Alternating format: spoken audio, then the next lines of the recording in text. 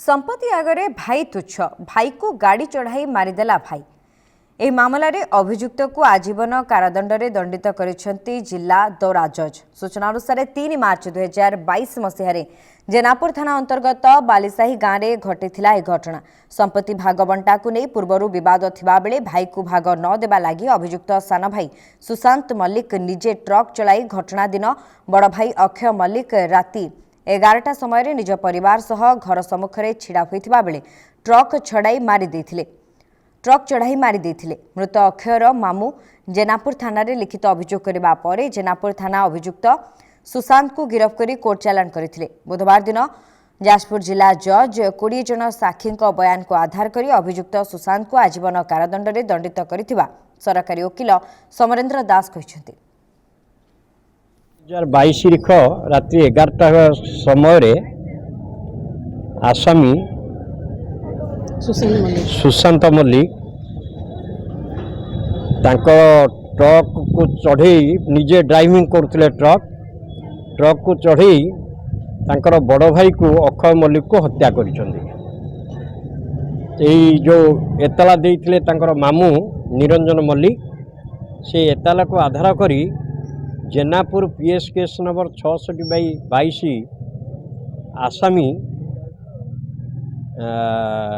नाम 302 दफारे रुजु होता।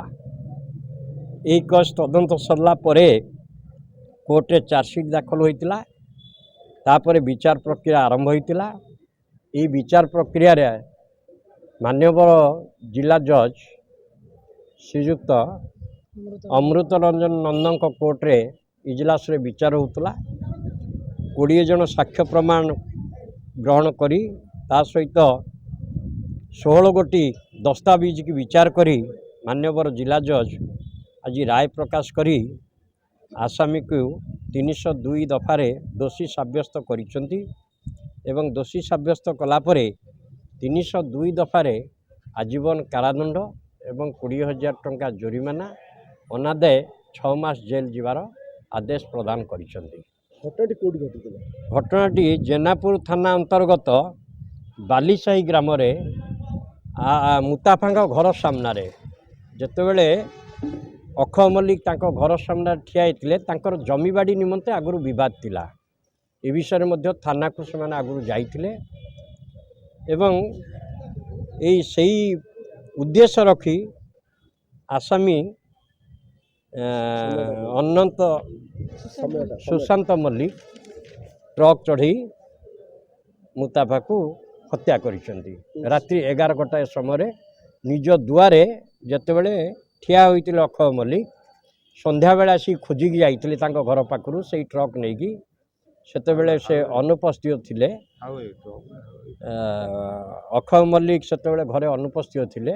राति 11टा बेले से दांड सामने ठिया होइतिबा बेले एवं तांकर बापा एवं भाई एवं नुआ बों सम्मुख से माने ताको ट्रक चढ़ई मारिदेले एवं प्रत्यक्षदर्शी मानकर साक्षी बयान को भित्ति करी मान्यवर जिला जज अमृत नंद